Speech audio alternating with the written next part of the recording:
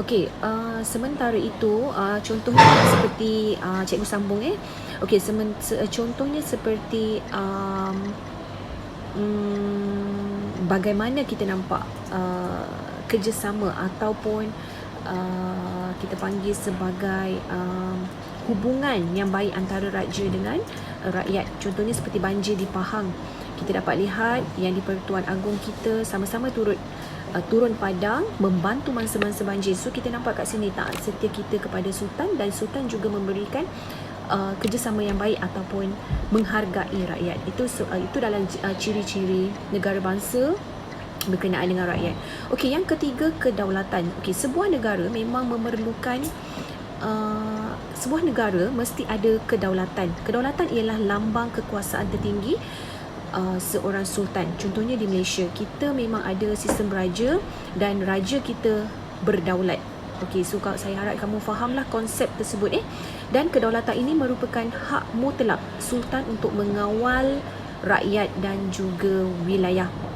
Okey, kedaulatan Kesultanan Melayu Melaka diakui dan diiktiraf oleh kerajaan dinasti Ming. Okey, dinasti Ming ini merupakan satu dinasti yang wujud di China, dan Kesultanan Melayu Melaka pada awalnya mereka memang menjalinkan hubungan dengan China, sehinggalah kedaulatan negara kita diakui oleh dinasti Ming. Okey, dan kerajaan dinasti Ming menghantar beberapa orang utusan, antaranya ialah Ketua Laksmana iaitu Laksmana Cheng Ho, untuk mengeratkan hubungan antara China dengan Melaka. Saya pasti kamu tahu dan kamu kenal Laksamana Cheng Ho. Okey, Cheng Ho ni biasa kita dengar. Okey, ada jalan, ada bangun jalan.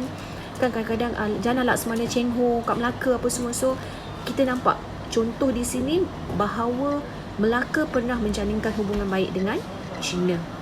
Okey, itu adalah kedaulatan. Okey, kita masuk kepada wilayah pengaruh. Okey, wilayah pengaruh merujuk kepada kawasan pemerintahan raja yang diterima dan diakui oleh rakyat. Kesultanan Melayu Melaka, kita tengok dia mempunyai wilayah pengaruh yang luas, merangkumi keseluruhan semenanjung Tanah Melayu dan juga pantai timur Sumatera. Wilayah pengaruh ini diperolehi melalui penaklukan, naungan serta perkahwinan. Okey, maknanya kita menjalinkan hubungan dengan pedagang. Maka wilayah pengaruh ini wujud adalah disebabkan oleh penaklukan, okey, naungan serta perkahwinan. Okey, kalau perkahwinan ni kita panggil sebagai perkahwinan campur lah, asimilasi kita panggil Dan wilayah pengaruh yang luas membuktikan kewibawaan pemerintah kerajaan ini.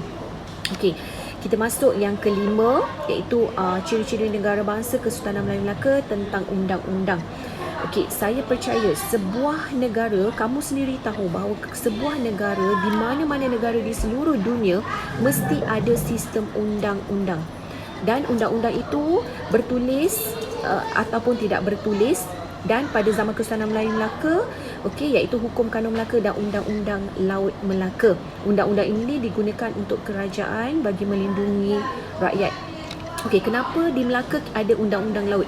Okey, kita tahu bahawa Melaka merupakan sebuah pelabuhan ataupun Melaka merupakan sebuah jalan perdagangan di seluruh dunia, yang paling tersibuk di seluruh dunia, dan merupakan tempat tumpuan pedagang. Maksudnya mereka datang dengan menggunakan jalan laut. Sebab itulah kita ada undang-undang laut. Sebenarnya laut di Melaka, di Selat Melaka tu memang sangat-sangat sibuk. Kemasukan, kedatangan pedagang daripada seluruh dunia berdagang di Melaka. Okey. So kita kena kuat kuasakan undang-undang. Sebab itulah ada Hukum Kanun Melaka dan Undang-Undang Laut Melaka. Undang-undang ini juga menjadikan Kesultanan Melayu Melaka sebagai sebuah kerajaan yang sangat unggul. Yang cikgu terangkan ini adalah tentang kegemilangan Melaka.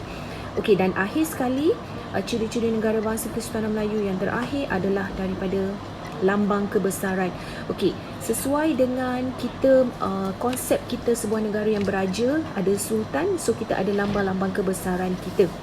Okey, lambang kebesaran ni apa? Contohnya seperti tengkolok, kita ada pakaian beraja, itu sebenarnya lambang kebesaran. Kita ada keris, kita ada cap mohor, itu sebenarnya adalah lambang kebesaran.